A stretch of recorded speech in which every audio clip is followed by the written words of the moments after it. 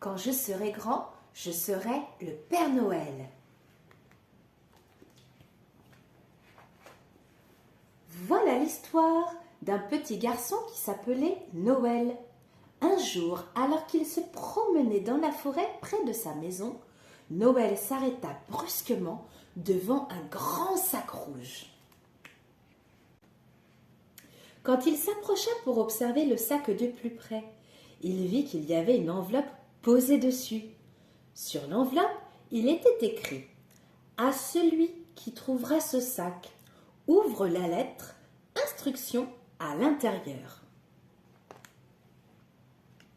Noël ouvrit l'enveloppe et commença à lire la lettre. Comme l'écriture était toute tordue, il s'assit sur le sac et la lut très lentement, à haute voix, comme il le faisait à l'école. La lettre disait ceci.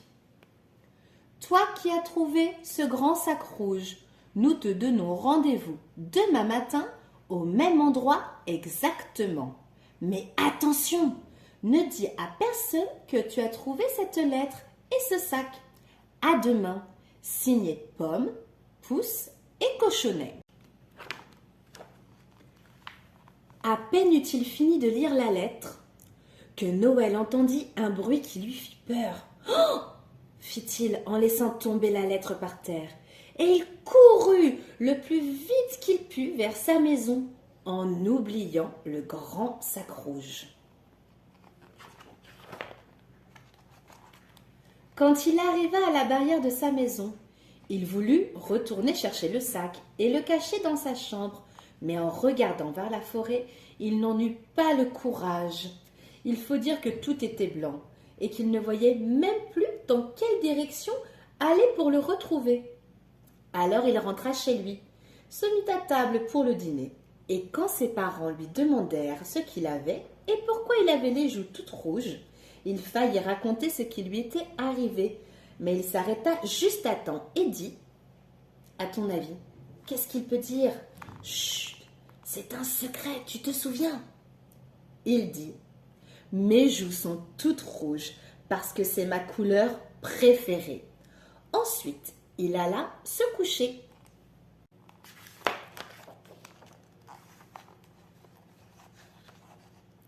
Pendant la nuit, il rêva qu'il était un nain magicien et qu'il était dans un grand lit rouge tout seul au milieu de la forêt. C'était un rêve agréable, mais qui faisait quand même un petit peu peur. Est-ce que toi aussi, ça te ferait peur de rêver de ça ? Heureusement, le lendemain arriva très vite. Dès le petit matin, Noël retourna au bois. Le sac rouge était encore plus grand que la veille. Il y avait une lettre posée dessus. Noël l'ouvrit précipitamment et lut. « Mon cher Noël, nous t'avons aperçu hier soir. Nous étions déguisés en oiseaux et en lapins. Nous sommes heureux que ce soit toi qui aies trouvé cette lettre. Nous te prévenons, ce sac est très très lourd. Si lourd qu'à trois nous ne pouvons même pas le porter. Il faut dire que nous sommes des nains. Alors, s'il te plaît, peux-tu nous aider ? » Les trois nains magiciens, est-ce que tu te souviens de leurs prénoms ?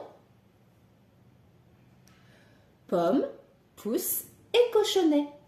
Noël essaya de soulever le sac et en effet, il put à peine le bouger. Il décida de le pousser jusque chez lui. C'est alors que les trois nains arrivèrent. « Ah !» dit le premier. « Te voilà enfin. Bonjour !» Il parlait très vite. « Moi je suis Pomme, le chef, lui c'est Pouce et lui c'est Cochonnet. On l'appelle comme ça parce qu'il mange comme un cochon. Je vois que tu as bien lu nos lettres. Voilà, nous sommes des nains fabricants de jouets. Nous avons traîné ce sac jusqu'ici, mais nous ne pouvons pas aller plus loin. À l'intérieur du sac, il y a des centaines et des centaines de jouets. Tu comprends à présent pourquoi il est si lourd ? Pour le porter, il faudrait être très grand. Et toi, tu es assez grand. Alors voici ce que nous te proposons. » Alors, pourquoi le sac est si lourd ? Qu'y a-t-il à l'intérieur ? Eh oui, des centaines et des centaines de jouets. Pomme dit à Noël de se pencher très bas et lui chuchota quelque chose à l'oreille. « Oh oui !» dit Noël une fois que le nain eut fini de lui parler. « Mais c'est un secret, n'oublie pas !» dirent les trois nains d'une seule voix. « Au revoir et à demain !» Puis ils recouvrirent le sac de neige pour bien le camoufler, et Noël retourna chez lui en dansant de joie. À ton avis, quel est ce secret? Qu'est-ce que les nains ont pu dire à Noël? Pendant que Noël dormait, et pendant toute la journée suivante, les trois nains magiciens firent quelque chose d'extraordinaire. Ils fabriquèrent un grand traîneau et allèrent trouver dans un pays magique des rennes volants.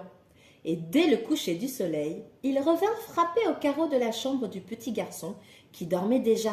« Hé, hé, Noël, ça y est, nous sommes prêts. Réveille-toi, mais réveille-toi, réveille-toi donc, nous sommes en retard. À présent, à toi de travailler, mais n'oublie pas ta promesse.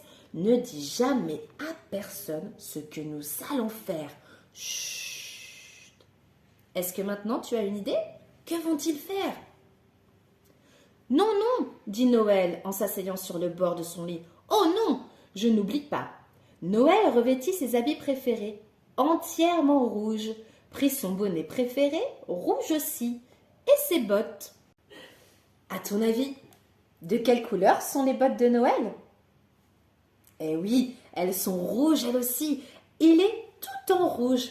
Mais maintenant, est-ce que tu sais quel est ce secret? Quel est ce secret? On continue l'histoire.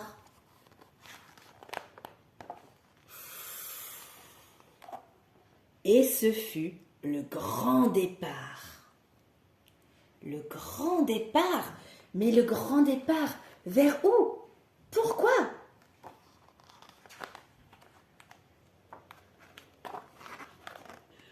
Les rennes volaient très bien. Ils allaient de village en village, se poser sur le toit de chaque maison. Et Noël descendait chez les gens par les cheminées pour laisser des cadeaux aux enfants. Avant que le soleil ne se lève à nouveau, les nains reconduisirent Noël épuisé chez lui et disparurent après lui avoir dit au revoir et fait promettre une fois encore qu'il ne fallait rien dire à personne. Noël passa toute l'année sans révéler son secret à quiconque. Il alla à l'école comme tous les enfants et quand l'été arriva, il partit en vacances avec ses parents. L'hiver suivant, le même jour exactement. Quel jour à ton avis? Le 24 décembre, les trois nains magiciens vinrent chercher Noël à nouveau pour aller distribuer les jouets. Noël était très content de les aider. À présent, il savait très bien conduire le traîneau. Ils firent le même voyage de village en village, de ville en ville, et ce voyage dura encore toute une nuit.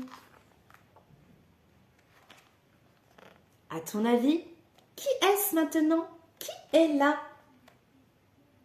Noël grandit. Il devint un homme très fort, avec une grande barbe noire et une grande moustache noire comme du charbon. Il fit le même métier que les nains, fabricant de jouets, si bien que chaque année, il distribuait ses propres jouets aux enfants, en plus de ceux des nains magiciens. Ça en fait des jouets, hein? Plus tard, des années après, la couleur de sa barbe changea. Elle devint d'abord grise, puis blanche, et sa moustache aussi. Comme chaque année, les trois nains vinrent le voir. Cette fois, ils lui dirent « Noël, voici ce que nous allons faire. Cette nuit, pour la première fois, nous allons te laisser seul faire le grand voyage. À présent, tu n'as plus besoin de nous. C'est toi qui distribueras tous les jouets aux enfants. Nous sommes trop fatigués pour voyager. » Noël était un peu triste de faire ce voyage tout seul. Il ne répondit pas tout de suite. Enfin, il dit « J'accepte, mais puisque vous êtes des magiciens, ne pouvez-vous pas me fabriquer un compagnon de voyage ?» Un compagnon de voyage? À ton avis, qui pourrait être le compagnon de Noël?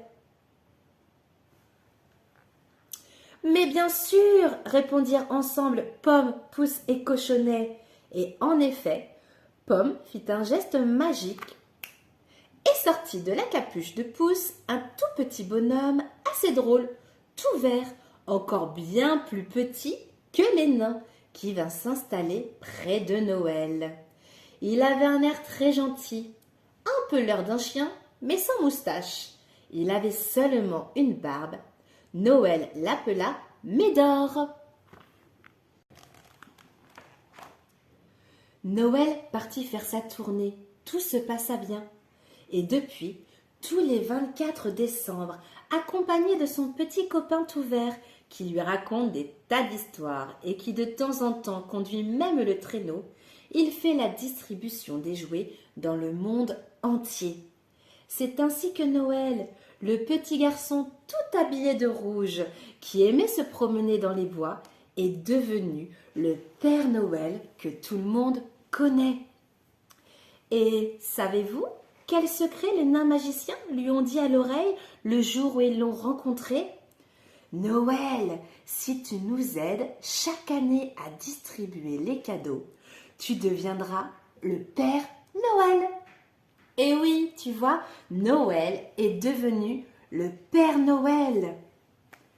Et toi, dis-moi, est-ce que quand tu seras grand, tu voudrais être le Père Noël?